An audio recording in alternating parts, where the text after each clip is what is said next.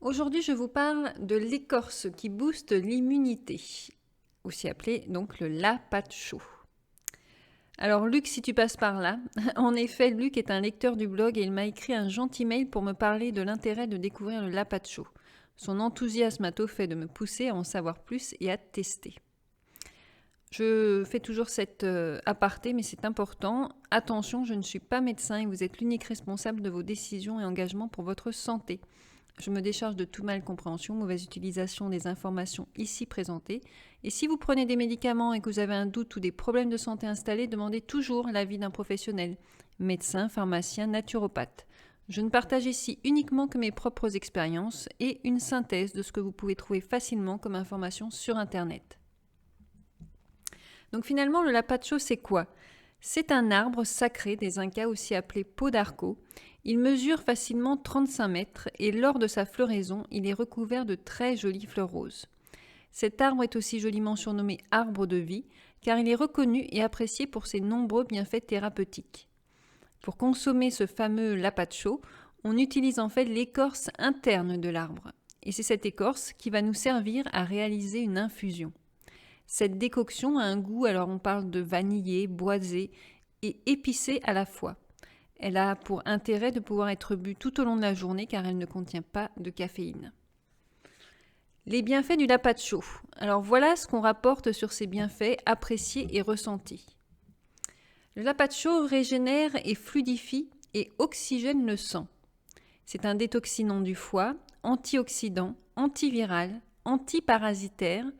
Il est très riche par la présence de potassium, magnésium, phosphore, zinc, chrome, silicium, manganèse, cuivre, cobalt, bore, argent, or, lapachon, qui est un antibiotique, un anti-inflammatoire naturel.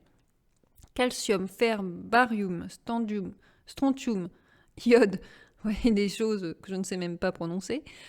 Il aurait une action probante sur l'arthrite, la bronchite, l'anémie, l'ulcère, la gastrite, l'inflammation des intestins et du côlon, polypes, la vessie, la prostate, les rhumatismes, le diabète, tout ce qui est fatigue chronique, anti-inflammatoire, analgésique, diurétique, antiseptique.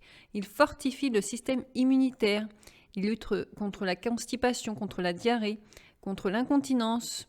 Il serait efficace contre les maux de gorge, contre le candida albicans, aussi pour lutter contre les langues blanches et chargées, et tous les problèmes de peau, acné, eczéma, psoriasis, etc.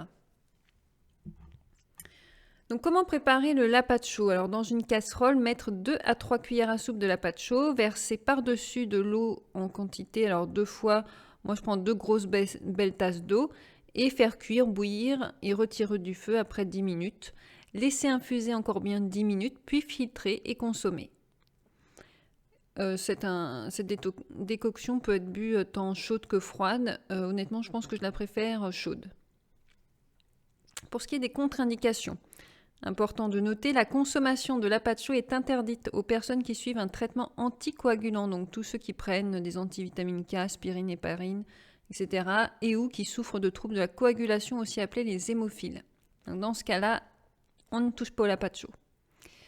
Combien de temps pour réaliser une cure? On est toujours sur une base habituelle pour tout ce qui est cure, c'est-à-dire 21 jours à 1 mois.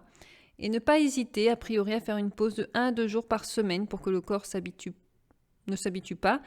Et en effet, il est plus conseillé de consommer cette décoction infusion à distance des repas. Disons que c'est la meilleure façon de la consommer dans tous les cas. Alors mon expérience, autant vous dire, j'ai été surprise par son goût que j'ai très vite apprécié.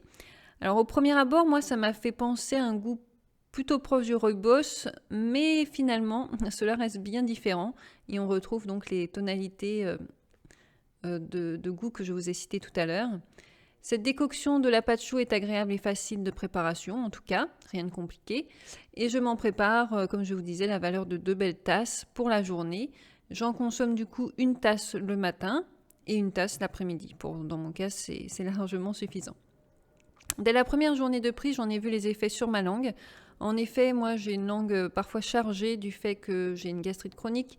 A priori, j'aurais aussi un candida albicans comme nombreux.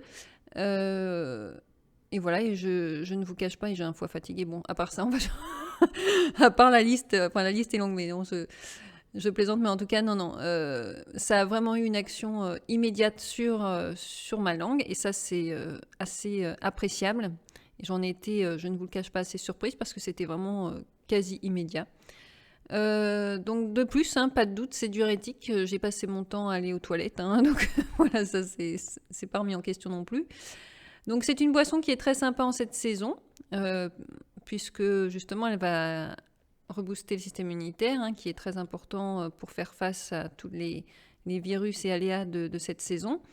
Et donc comme je vous disais, ça permet aussi de lutter contre de nombreux maux, hein, qui sont très diversifiés. Et beaucoup de gens en disent vraiment que du bien et n'en font que des bons retours.